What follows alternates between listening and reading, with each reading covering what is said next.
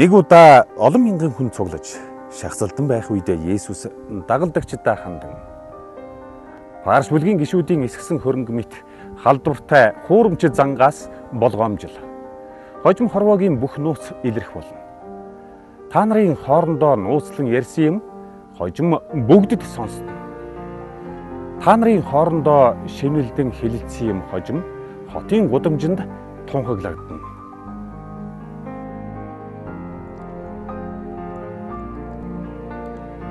Нөхөд минь ээ, та нарын биеийг чинь хөнөөж чадах боловч сүнсийг чинь устгаж үл чадах хүн төрлөختнөөс бүү ээ. Харин нас барсан хойно нь хүний сүнсийг мөнхийн зовлонд оруулах хэрэгтэй ертөнцийн эзнээс айвал зохино.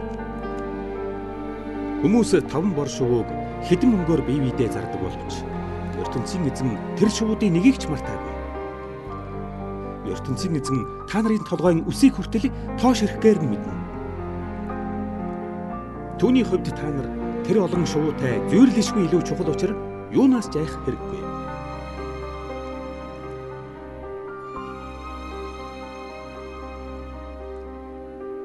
Би ертөнцийн эзний илгээсэн хүн.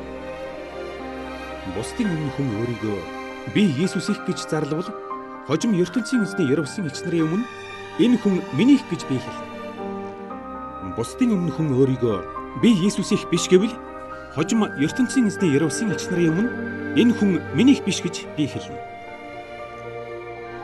ертөнцийн эзэн намайг доромжилсон бүх хүнийг уучлж чадах боловч өөрийнх нь ариун сүнсийг доромжилсон хүнийг хизээч уучлахгүй.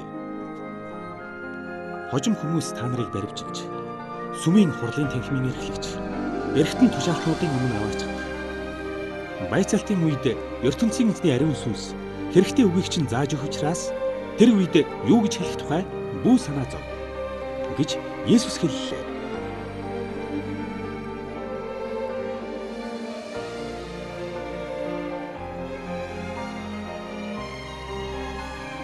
Багшаа, өв хөрөнгө хуваахад хагсыг нь дүүдээ өг гэж та ахад минь хэлж өгнө үү? Гэж цугласан олны дундаас нэгэн хүн Есүсээс гуйхад. Хөндлөнгийн хэрэг шүүх нь миний хэрэг биш гэж тэрээр хэлээд олны зүг хандаг. Ямар ч эд хөрөнгө хүний амийг орлож чадахгүй. Тийм учраас эдийн шунлаас болгоомжил. Нэг баян хүн арин ургац аваад надад том агуулах байхгүй учраас энэ их тариаг яах вүлээ? Жижиг амбаараа томсгоод үр тариа болон эд агуурсан хийж хадгалъя. Хожим би улам их баяжиж олон жил хөрөнгө хураасныхаа үр дүнд санаа амар идэж ууж цагийг таатай өнгөрүүлж чадна гэж бодлоо. Гэтэл ертөнцийн эзэн солиотой амт минь өнөө шин чи нас барна. Хураасан их хөрөнгө чинь өөр хүнийх болно гэж түүнд хэлсэн байд. Эд хөрөнгө хурааж ертөнцийн эзнийг үл тоомсорлож байгаа хүн бүр тэрхүү усан толгойт баяны адил юм гэж ярьлаа.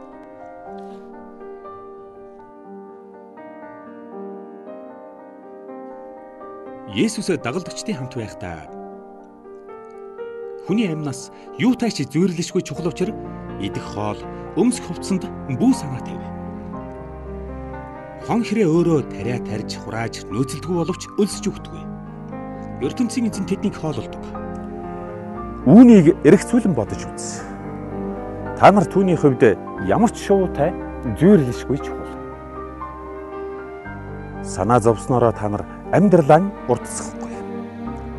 Хэрв ийм наад захын өчүүхэн юмыг хийж чадахгүй бол бусад юмд санаа зовох хэрэг алга. Хээрийн цэцэг өөрөө ямар ч ажил хийгээгүй байтал эртний Шиломо хааны хамгийн тансаг хувцч тэр цэцэг мэт үзэгсэнтэй сайхан байсангүй. Хүмүүс хээрийн өвс ургамлыг зөвхөн шатаадаг боловч ертөнцийн эзэн жирийн тэр ургамлыг тийм сайхан бүтээж чадсан юм. Тийм учраас та нарт үргэлж өмсөх хувцас өгч чадна. Та нар үнэхээр бага итгэлтэй ажээ. Юу идэх вүлээ, юу уух вүлээ гэж ертөнцийн эзнийг мэдэхгүй хүмүүс үргэлж санаа зовж явдаг.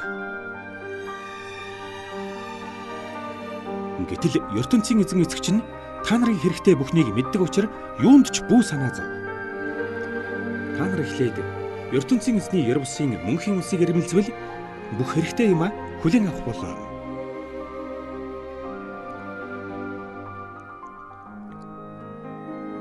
Миний цөөхөн хүмүүсээ, мөнхийн эцэгчин та нарыг хүн төрлөختний дотроос сонгон гэж яр бусын улсаа байгуулахаар шийдсэн учраас юунаас ч бүү ээ. Хүний баялаг байгаа газар санаа сэтгэл нь оршино. Тийм учраас эд хөрөнгөө худалдаад хоосон ядуу хүмүүст мөнгө тарааж өг. ертөнцийн эзний яр бусын улсаас хязгааргүй их баялаг авахд ийхүү бэлдэг. Тэнд хүний юмыг хулгайч авахгүй, хүр хорхой хөрөнгө сүйтгэхгүй.